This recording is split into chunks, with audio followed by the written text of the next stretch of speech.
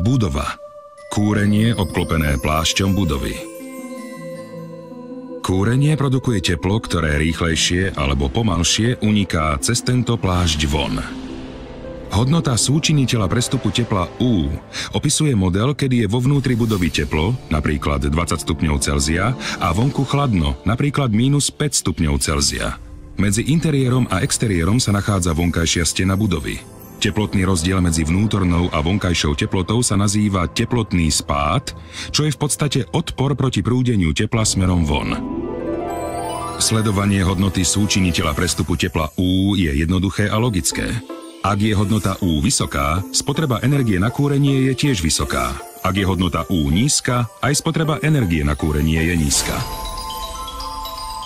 Aby sme dosiahli čo najnižšiu hodnotu U, musí sa zvýšiť tepelný odpor R plášťa budovy. Potom klesne spotreba energie. Dosiahneme to tým spôsobom, že sa na fasádu pridá vrstva izolácie, alebo že sa priamo pri výstavbe použije materiál s lepšími izolačnými vlastnosťami.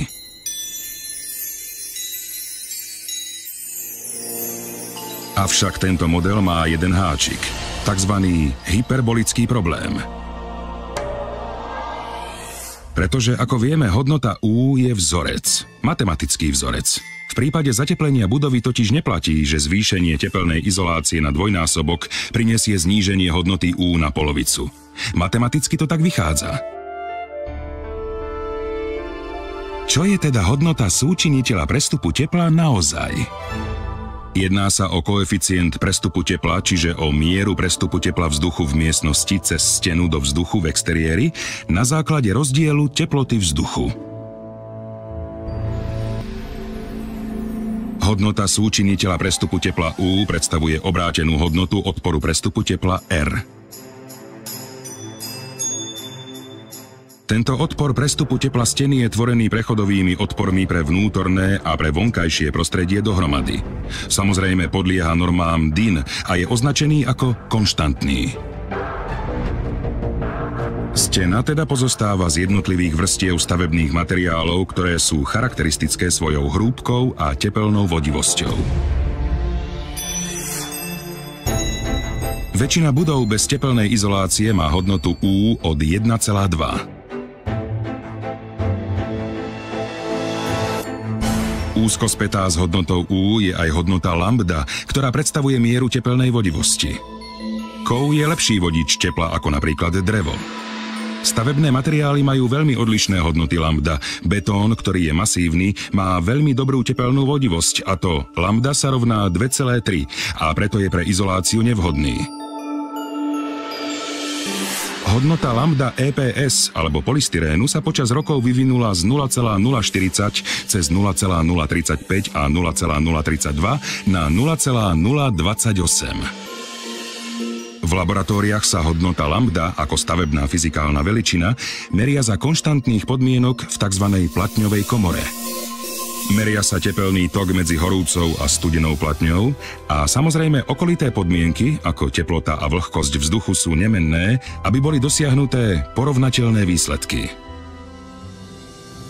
Toľko ku teórii a norme. Bohužiaľ, realita vyzerá trochu inak, čo je zrejmé pre každého, kto vyjde pred domové dvere. Budova stojí v premenlivom prostredí. Dážď, vietor a slnko vytvárajú každodenne sa meniace podmienky, ktoré vplývajú na plášť budovy. A čo viac, obyvatelia budovy dýchajú, sprchujú sa a varia. Tiež musíme pridať vplyv striedania dňa a noci a ročné obdobia. To, že hodnota, ktorá bola nameraná za štandardizovaných podmienok a konštantných výpočtových hodnôt predstavuje nepresný obraz celkového stavu, bolo podrobne objasnené nielen v štúdii Raya Galvina. Boli tu zistené nižšie úspory energie v priemere o 40 až 50%, než za kými počítal oficiálny simulačný program. Znepokojujúce však je, že napriek tomuto zdroju dát sa aj naďalej vsádza výhradne na zatepľovanie. 8 cm je minulosťou, normu tvorí 16 cm a presadzuje sa 30 cm. A to aj napriek hyperbolickému problému a napriek stavebno-fyzikálnym účinkom, ktoré nie sú natrvalo v dohľade.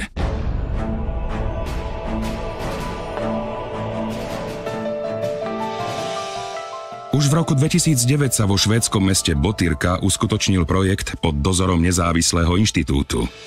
Na existujúcu fasádu budovy sa náterom naniesla termokeramická membrána. Merania, ktoré vykonala jedna z najväčších poradenských spoločností v oblasti energetiky vo Švédsku, ukázali 15% a viac úspory energie v porovnaní s neošetrenými fasádami. Hovoríme tu o veľkých budovách a z toho dôvodu môžeme vďaka nepatrnému rozptylu počítať so štatisticky istými výsledkami. Hovoríme tu iba o 0,3 mm hrubom keramickom nátere, ktorý bol ako farba nanesený priamo na fasádu budovy.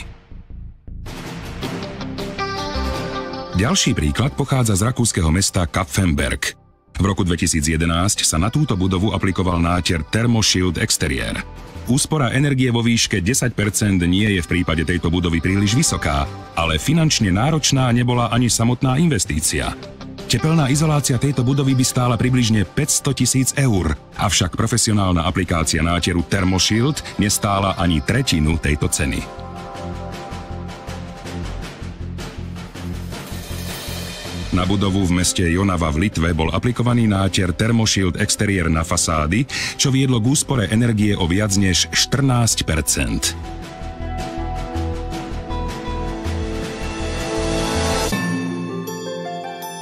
Úspora energie, ktorá sa docieli po vonkajšej tepelnej izolácii budov, sa výrazne líši podľa dodávateľa a ostatných okolností. Nemecký internetový portál pre úsporu energií Heizspiegel uvádza pre dodatočnú tepelnú izoláciu potenciál úspory iba vo výške 12%. Zdroje z prostredia výrobcov izolácií hovoria o 20% a viac. Hodnota súčiniteľa prestupu tepla U nevysvetľuje, čo sa na týchto budovách deje.